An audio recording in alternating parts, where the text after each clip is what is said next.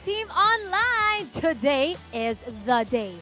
Mga kapuso at kapamilya, hello Team Online! Last eviction day na at malalaman na rin natin kung sino ang ating magiging Ultimate 8 this season. Kaya naman, samahan nyo kaming pag-usapan yan. Welcome dito po rin sa inyong paboritong online tambayan. Ito PBB Collab 2.0, The Online Verse! Welcome everybody! So, matindi ang mga pangyayari ngayong araw dahil malalaman na natin kung sino ang ating latest evictees at malalaman na rin natin kung sino ang mga bumubuo ng ating Ultimate 8. That's right. And in 7 days, big night na, guys! Yes, reminder lang ulit, ang big night ay 7:15 p.m.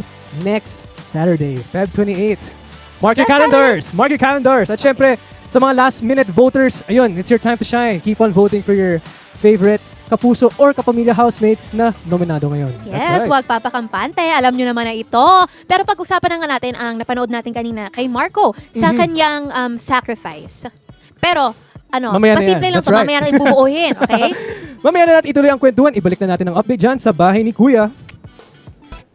Eto na nga, welcome sa ating Afterlife Kwentuhan dito pa rin sa PBB Collab 2.0, The Online Verse. At ngayon naman, kasama na natin dito sina Marco and Carmel! Guys, welcome! And again, bago ang lahat, congratulations sa inyo guys! Ang layo-layo ng tinakbo ng journey ninyo. At para sa amin lahat kayo talaga ay winner, tunay na winner. You made it so far. How does it feel? How are you? May laman ba ang utak nyo ngayon? O ano lang, fog lang ngayon? Ako po, actually, wala po akong ibang nararamdaman, kundi masaya po talaga. Kahit ano man po mangyari, sabi ko po sa sarili ko bago po ako lumabas, talaga magiging masaya po ako. Kasi feeling ko panalong-panalo din po ako sa mga experience po talaga na nakuha ko po sa loob, especially po sa relationship ko po with other housemates po. Ako, Marco! ako medyo na-overwhelmed talaga ako. I mean, right before yung eviction thing, parang happy na ako either way. Happy na ako at grateful na ako na naibalik ako ng tao sa PBB. Pero ngayon nandito ulit ako, parang nakaka-overwhelmed. Tapos parang ang daming memories na nagpa-flashback. And grabe, hindi ko pa ma-explain. Ayun na lang, I'm excited. pinapanood namin yung mga sakripisyong ginawa ninyo. At doon palang kita na namin talaga yung character ninyo, yung growth ninyo. Pero sa amin yun. Kayo ba, para sa inyo, ano yung pinaka naging growth nyo sa loob ng bahay? Specific situation? Kung kailan nyo naramdaman na, I think as a person, I've grown a lot in this house. Ako po, sige, ako na po mauna. Ako po, feeling ko po yung pinaka naging pag-improve ko po talaga. I think yung pagiging open po talaga. Especially when it comes to my emotions po. Talagang tinatago ko po siya, sinusuppress ko po talaga siya. So nung nasa loob po ako, kuya, nasa loob po ako ng bahay ni kuya. Ate ako, sorry, ate. sorry po. Okay lang, Kuya, okay. tingnan mo kuya, dala-dala pa rin po kita hanggang paglabas. Pati outside work, kahit Tagal ba yan? kahit Tagal pinagdadasal ako, sabi ko, kuya, sana po gabayan. Ala, Lord pala, hindi pwede. Minsan naman natatawag si kuyang Lord. Kuya, ano po?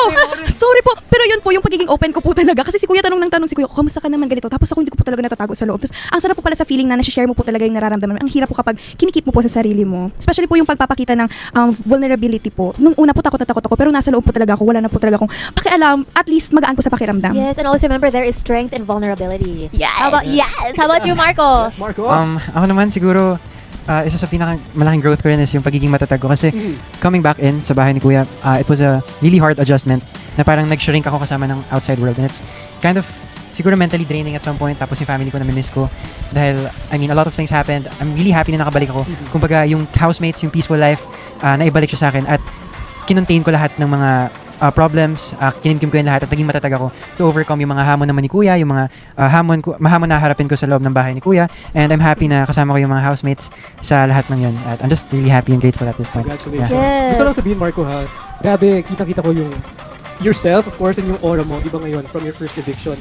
And of course, for you, Carmel, sinasabi ko kay Alexa kanina, natutuwa ako na nakikita kita ngayon sa personal. So, congratulations sa inyong dalawa. Thank you po. Yes. Ito naman, ang tanong ko, challenge na hindi nyo malilimutan sa bahay ni Kuya. Ako po siguro nung talon-talon po namin ng New Year. Kasi yun po talaga yung parang pilay na po ako noon. Tapos po, buti na lang po dahil sa tulong din po ng mga housemates. Talagang nagkaroon po ako ng lakas ng loob na pagpatuloy at ipanalo po talaga yung task na po namin yun. Opo.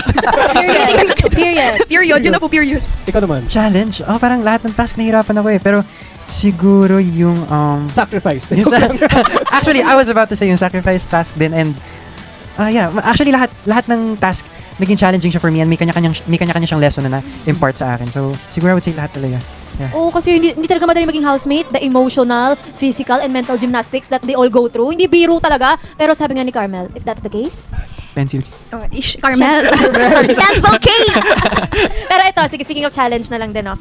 Dahil challenge din naman to, meron ba kayong naging conflict or hindi pagkakaunawaan sa isang housemate na dadalhin nyo ngayong paglabas ninyo?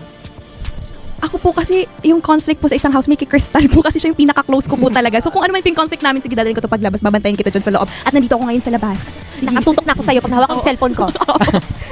Oh, wala naman akong conflict na madadala sa labas dahil I really believe na yung samahan na nabuo namin is much more important sa kung ano mang magiging conflict na hinarap namin or yung mga harapin pa namin in the future at lalagpasan namin yung grabe ilang days sa PBB, so I'm pretty sure na mas sobrang compact na yung bond na nabuo sa amin. Alam mo, Carmel, may nagtanong sa akin, sino daw ang paborito kong love team na nabuo sa season na to? Sabi ko, hindi siya love team. Pero yung friendship ninyong mga girls. Sabi ko, ang strong ng bond na yun yung nakikita ko talaga. Kaya sige lang, magbantay ka lang. Bantayan mo lang sila. Oo, samahan ka namin. Yes, thank That's you. true. Ako naman, curious lang ako. Friendship na... Paano ba? Paano ko ba i-question yun? Friendship na... Kung saan kayo nagulat? Yung nabuo nyo sa loob ng bahay ni Kuya. Yung akala Di mo, nyo ma-expect na, magiging kaibigan hindi ko ko pala magiging to? kaibigan, Oo. tapos biglang kayo pa lang. Si Marco ba? Actually po may conflict talaga. Tsaka nga pala talaga may conflict. Pero ako po talaga yung kay Crystal, yung sa amin pong tatlo, cancer babies po. Kasi po pagpasok ko po, ako po talaga yung pinakawalang kilala po sa kanila. Sila po as in, magkakakilala na po sila outside, bago po sila. Ako po yung talagang baguhan, especially dito po sa industry. So nung pagpasok ko po, actually nag-aminan din po kami na Crystal na ikaw, akala ko hindi kita makaka-vibe kasi ang maldita mong tingnan. So, sabi ko, ikaw din. So ngayon, best friend tayo. Oh my God, totoo yan. Ganyan din yung experience ko. Sabi namin nung dati kong kabatch, sabi ko, feeling ko hindi kita makaka-close kasi ang arte mo eh. Tapos sabi niya, ikaw naman plastic ka. Tapos ngayon, besties kami ni Shania. Ganun kami. Yun, may pa-name drop si Ate Alex. Alam niya yun. Pero ganun talaga, maganda talaga umpisa yung mga friendship na ganun, Right. di ba? Ikaw naman, Marco. Ako, kasi mostly kakilala ko na rin sila lahat eh. So, Si Kuya. As a child star, yeah, as a veteran. Kung yung mga nakasama ko before sa ABS and yung mga kasama ko yan sa GMA. So parang may mga mutuals na talaga. So hindi na ako nahihirapan makipagkaibigan talaga. And isa yun sa naging strength ko. At siguro yung unexpected na ka-close. Sino ba? Oh, kasi hindi pa kami nagkakasama sa any ganaps before. Ayan, ngayon, magkasama kayo. Ngayon, sabay tayo. Starting point. Oo, pero ito nga, dahil fresh na fresh, nandito na kayo sa Outside World ulit. Anong pinaka-excited kayong gawin, kainin, makita, lahat? Ako po, excited po akong magsimba. Kasi may miss ko na si Papa Jesus. Si Kuya? Oo, si Kuya. Natatawag ko na siya. Nagko-confess Oo ako. nga. Dapat po nagko-confess sa simbahan. Na-confess ako dun sa confession room ni Kuya. Dati nagpipray ako. Tapos sabi ko, Kuya. Opo, nagpipray siya bago po kami mag-start ng task. Kuya, gabayan niyo. Si Kuya parang, hindi ako yun. Si Lord yun. Tapos yun po. Si Kuya kasi boses lang din, di ba? So, feeling mo talaga may ganung effect. Actually po, sabi ko napapaisip ako after ko po mag-confession room, pare po ba si Kuya before? Or like, naging seminaryo po ba siya, tapos naging Kuya na lang siya? Kasi grabe po talaga siya magbigay ng advice as Yeah, in. sobra. Like, tatatak po talaga sa puso't isipan niya. Pati yung boses ni Kuya nakakakalma eh. Voice over artist kasi si Kuya. ASMR artist siya. Pero yun nga, ano yung mga excited kayong kainin or anything? Ako, ewan ko. Parang gusto ko mag-Sam G kasi may sinadya si Caprice na May ganun na talaga ang mga Sam G. bata ngayon. Yeah, Sam G. Sam G. Oh my God. Sabi binubuo ko na Samgyupsal. Tara, Samgyupsal tayo. Sam G tayo. Sam G. Trixie, Sam G ikaw. Anong Sam lang, Sam. Sam lang po. Sino muna si Sam? Ako po siguro po, ng seafood po, mga seafood. Yes. Hindi na nag-isipin din. Oh, wala po doon. Mahal kasi. Mahal po talaga. Mahal. Grabe inflation sa loob ng bahay ni Kuya. Oo, ah. hindi pa nga kailangan. Narinig mo na ba kumanta? Actually po, ayun, Curious over about naman. kumanta sa Sabi loob. ko nung binigyan ko ng mic si Carmel, sabi ko, kita na tayo sa cycle natin. Next show ha. Okay, kita tayo doon. Pero ito, dahil nga ang ganda-ganda ng journey ninyo at ang daming sumusuporta sa inyo, ay nakita ko yung mukha mo kanina, nagulat ka nung nakita mo yung tao. Actually, sa inyo pa lang po parang, uy, may mga tao pa palang ganito. Ay, buhay pa pala sila lahat. Kasi po gulat po talaga ako and ilang Kala mo buwan din po kayo na lang. Oo nga po, sa amin lang umiikot yung mundo namin. Tapos yun po talagang gulat po talaga ako kasi sobrang dami po talaga. Actually, hindi po namin na-feel na may mga nanonood po pala sa amin. Tapos paglabas ko, over naman sa mga people of the Philippines. And speaking of the people of the Philippines, no, baka gusto mo silang, kayong dalawa, magbigay kayo ng message para sa kanila, magpasalamat kayo sa suportang binigay at ibibigay pa nila sa That's inyo. right. Take it away. Sige, ako na po mauna. Unang-una po sa lahat, gusto ko pong pasalamatan si Lord. Dahil siya din naman po ang dahilan kung bakit nandito po ako sa sitwasyon na ito. Lord Jesus Christ, I love you so much. And sa mga tao naman po na sumusuporta sa akin, maraming salamat po. Again, isa din po kayo sa naging instrument po sa journey ko po dito po sa loob ng bahay ni Kuya. Actually, nakalabas na po pala ako. So, sana po suportahin niyo pa rin po ako sa paglabas ko po. Yes, maraming salamat po at mahal na mahal ko po kayo. Ayun, sa lahat naman ng mga taong sumusuporta, gusto ko lang sabihin na isa kayong blessing. I thank God na andyan kayo para suportahan ako at naramdaman ko yun nung makabalik ako sa bahay. So ngayon, ibang klaseng hamon naman to and I'm really excited na harapin ito ng kasama kayo guys. Mahal na mahal ko kayo. Thank you so much and yeah, yan. Yeah, Thank yeah, you yeah, so much. Thank you guys. Pagpatuloy you. nyo lang ang Yes. paglipad nyo dito sa Outside World. And we are so excited to see you act and to see you sing again. Yeah, again guys, congratulations! Thank you so much po. Maraming salamat, Carmel. Thank you so and much po. Marco. And then once again, thank you, Team Online, sa pagsama sa amin today. Next week ulit, kita-kits tayo sa pre-show at after-live kwentuhan ng Online Verse official Facebook at YouTube channel ng PBB. Uy, big night na yun! Big night na Ano? yun! Yes! Ayan, pero mga kapuso at kapamilya, huwag niyong kalimutan na available din po tayo sa Kapuso Stream, Kapamilya Online Live at syempre sa iWant. That's right. At ayun na nga, nabanggit ko na nga, excited kasi in person. Next week, February 28, big night na po!